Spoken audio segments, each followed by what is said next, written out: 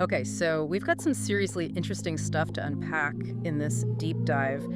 We're looking into the Black Hebrew Israelite movement. Yeah, it's a pretty fascinating look at how they connect their identity to the ancient Israelites. Absolutely, and how all that ties into religion, race, and even politics. Mm, So we've got these two sources. One's a document called Are Black Hebrew Israelites a Threat to Zionism? Catchy title. Right. And then there's this chapter from a book called Negroes, the Priest of God.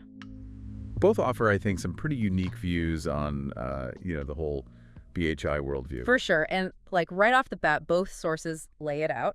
The core belief of the movement is that African Americans and other people of color are the actual descendants of the ancient Israelites. Which is a pretty direct challenge to, the mainstream Jewish and Zionist communities. Exactly. It's like, well, wait a minute, hold up. We're about to enter a whole world where history and identity and faith, they kind of all crash together. Yeah, it's a big one. So like, how do they support that? What evidence are they using?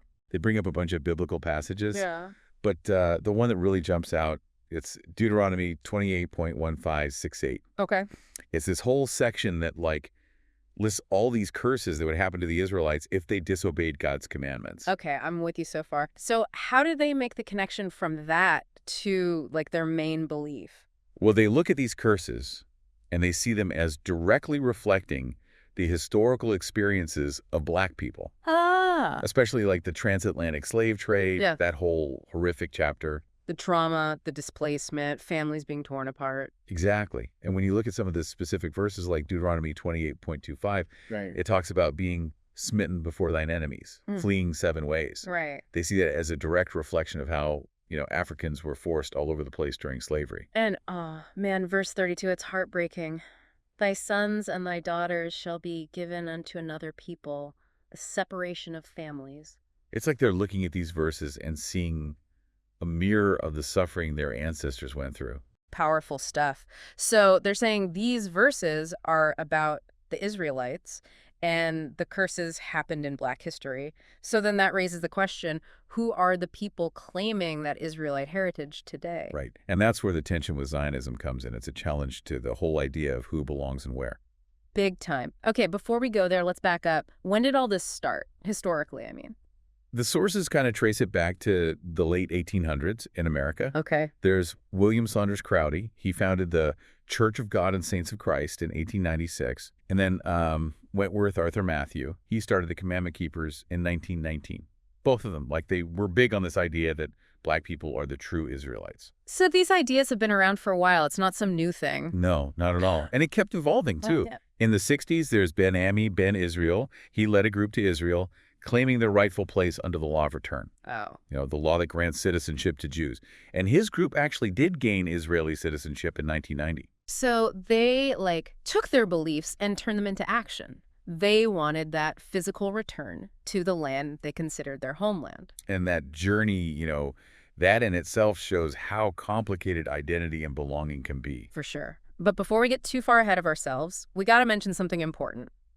Both sources are clear that, the Black Hebrew Israelite movement isn't like one big unified thing. It's not just one set of beliefs. Everyone follows exactly the same way. Yeah, that's a really important point. So everyone agrees on that core belief being the true descendants of Israel. Right. But there's a whole range of thoughts within the movement. Some groups, they stick strictly to the laws in the Old Testament. Uh-huh. Others, they bring in stuff from the New Testament, even messianic interpretations. So trying to label the whole movement with one brushstroke, that wouldn't be accurate at all. Nope. Just like any other religious or cultural group, there's diversity within. Makes sense. Yeah. And it's important to remember that, right? Because a lot of times it's the more extreme voices that get the media spotlight, which can really skew how people see the whole movement. Exactly. Not every Black Hebrew Israelite holds those more extreme views. Right. So how does this movement, with all its inner variety, fit into today's world, especially with the internet and social media? That's a great question. The internet and social media have been, they've been huge for the BHI movement. Their visibility has exploded. It's way more accessible than ever before. You see it with people like Kanye West and Kyrie Irving. They've been echoing Black Hebrew Israelite teachings. Yeah. And whether or not they fully agree with all the doctrines, their embrace of those ideas, it's pushed BHI beliefs into the mainstream spotlight. It sparked a lot of conversation, a lot of debate Oh, about race, about identity, about religion. yeah, in ways we haven't really seen before. It's like the digital age has given them this like megaphone Yeah. amplifying the message, but also, the potential for controversy. And speaking of controversy, I think it's time we talk about that tension between Black Hebrew Israelite beliefs and mainstream Jewish and Zionist communities. Yeah, that's a big one. The BHI perspective, it challenges some really fundamental ideas in Zionism, like that document we mentioned, the one asking if Black Hebrew Israelites are a threat to Zionism. It talks about how some in the movement, they see European Jews as converts or descendants of the Edomites.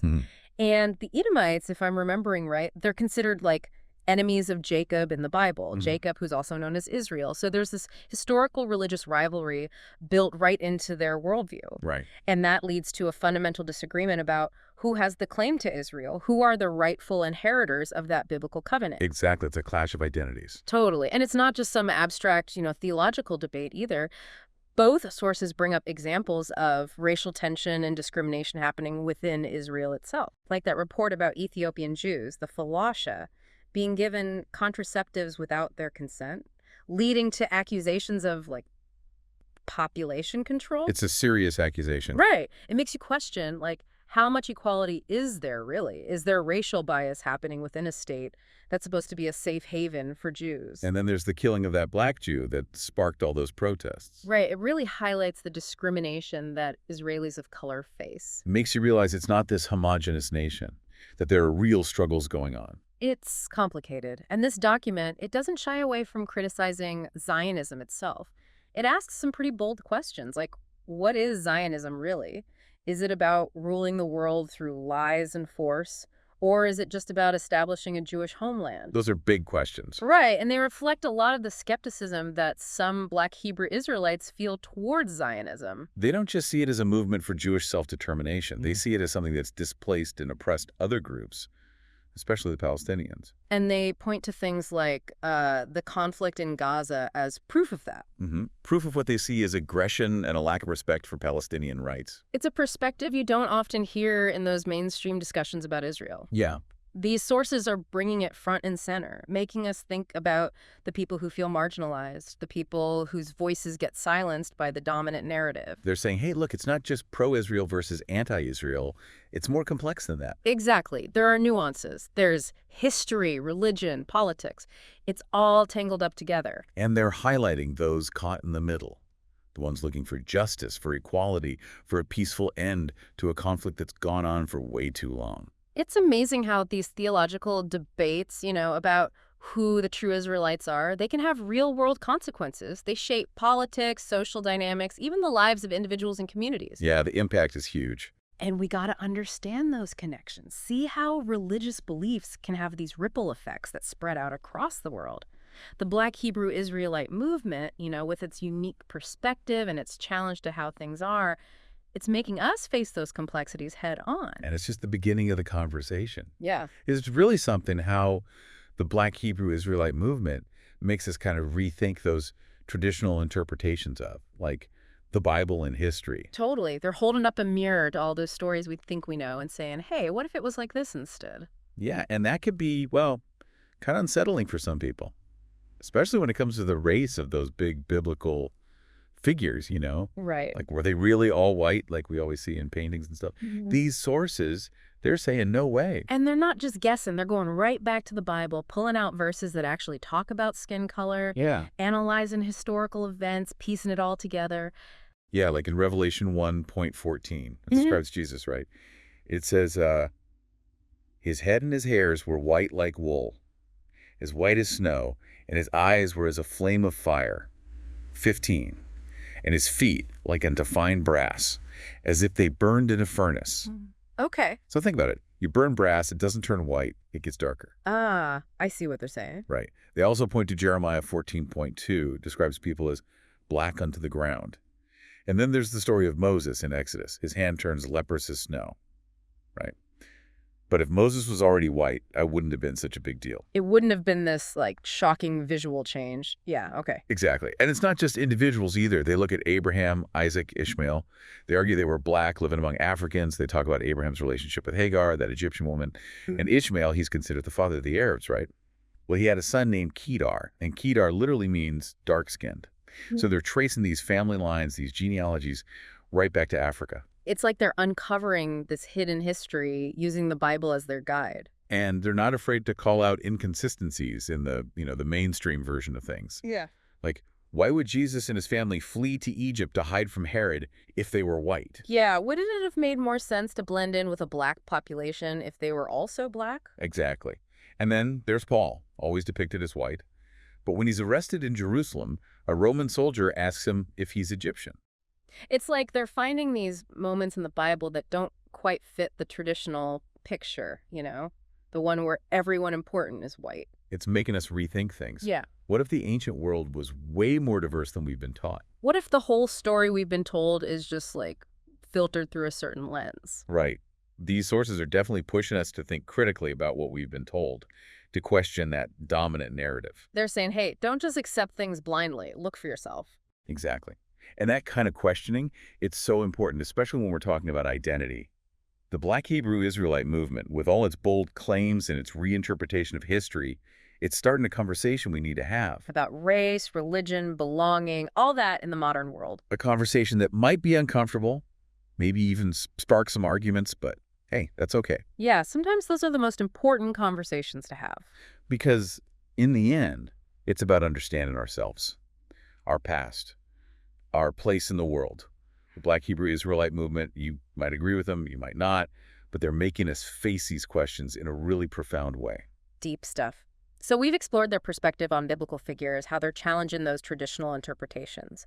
Now let's shift gears a bit and see how these sources look at the political and social side of things, especially when it comes to Zionism.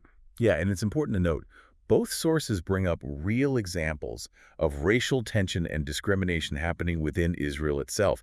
They're connecting these, like, theological debates to the actual lived experiences of people. For example, that document, Are Black Hebrew Israelites a Threat to Zionism? It specifically talks about the case of those Ethiopian Jews, the Falasha, the ones who were allegedly given contraceptives without their consent. Yeah, that's a huge deal. Right. It suggests that there might be a deliberate effort to control the population of a certain group within Israel. It makes you wonder, is it really a haven for all Jews, or is there a bias at play? Definitely raises some tough questions about equality. And it's not the only example. The document also talks about the killing of that black Jew, which led to all those protests. Right, and those protests showed the ongoing discrimination that Israelis of color face. It's a reminder that it's not this perfect, homogenous society. There are real problems, real struggles going on. Yeah, it challenges that whole image of Israel we often see. Shows the complex reality of what it means to be Jewish in a world that's so diverse and, often divided. Absolutely. And this document, it's not afraid to criticize Zionism directly. It asks some really pointed questions, like, what is Zionism really all about? Is it about, like, controlling the world through lies and force? Or is it simply about creating a Jewish homeland? Those are big questions, yeah. And they show the deep skepticism that some Black Hebrew Israelites have towards Zionism. They don't see it as just a movement for, Jewish self-determination.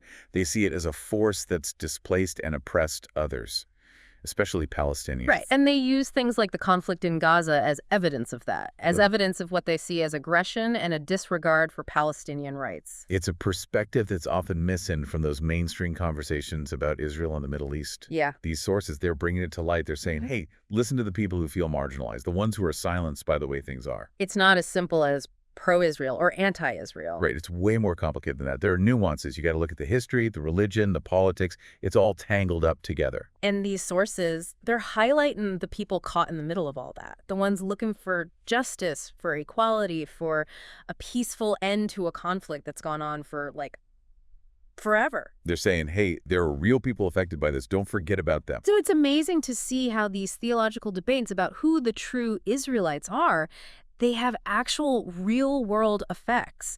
They shape the political landscape, they influence social dynamics, they impact the lives of individuals and whole communities. Yeah, it's not just some abstract argument. Right, and we need to recognize those connections, see how religious beliefs can have these ripple effects that spread out across the globe. The Black Hebrew Israelite movement, with their unique viewpoint and their challenge to the way things are, they're making us confront these complexities head on. It's not easy, but it's necessary. Definitely. And it's a conversation that's only just getting started. Yeah. It's wild, right? How the Black Hebrew Israelite movement has tried to find their place in Israel, all the ups and downs they've faced. It's a real roller coaster. Talk about a clash between, a group's identity and a whole nation's idea of who belongs. Yeah, and Israel, with its whole foundation built on Jewish heritage, it throws up some unique roadblocks. We talked about how Israel gives automatic citizenship to anyone they consider Jewish under that law of return. But the African Hebrew Israelites, even though they claim that heritage, they've had to really fight for their spot in Israeli society. It hasn't been a smooth ride. Yeah. At first, they got citizenship, which seemed like a big win. Yeah. But then later on, some of them got hit with deportation orders. Wow. And some even had their citizenship taken away. Man, that's got to be rough. To put down roots somewhere, contribute to the community, and then have it all questioned like that. It raises all these questions about, who defines Jewishness, who gets to decide who belongs and who doesn't. Heavy stuff. Tough questions. But it's clear that this movement, both inside Israel and around the world, they're forcing those questions out into the open. Yeah, they're not going to be ignored. They're disrupting the status quo. And with the internet and social media, they've got this platform to reach way more people. Plus, when you have folks like Kanye and Kyrie echoing their ideas, It pushes the message even further. it's like they've sidestepped the traditional ways of getting their message out and built their own channels. Completely. They're telling their own story, on their own terms. reclaiming their history. And demanding to be part of the conversation about race, religion, all of it. And they're doing it by combining that biblical interpretation, the historical analysis. Yeah, and that deep sense of purpose. They believe they're God's chosen people, with a specific mission. It's powerful stuff. Inspiring to some, maybe controversial to others, but it definitely makes you think. No doubt. So where did this all leave us? After this deep dive into the Black Hebrew Israelite movement, what's the takeaway? Well, to me, it's obvious this movement isn't going anywhere. They're only getting stronger, their voice is louder. Whether you agree with them or not, their ideas, they come from this deep desire to belong, to find their identity in a world that often feels, pretty messed up. It's about taking back a narrative that's been hidden, challenging a history that's been written by, well, not by them. Yeah, demanding recognition, demanding respect. And I think we can learn a lot from them. Right. They make us question what we think we know about race, about religion, about history. We got to face some uncomfortable truths about, power and oppression. And it all comes down to identity, figuring out who we are in a world that's constantly changing. This deep dive has been just a glimpse into this movement. It's complex, it's fascinating, and hopefully it's made you curious. Curious to learn more, to keep asking questions. Because the questions they're raising, they ain't going away. Nope. There are questions we all need to grapple with as we move forward. Absolutely. Maybe this has inspired you to keep learning, to keep searching for your own understanding.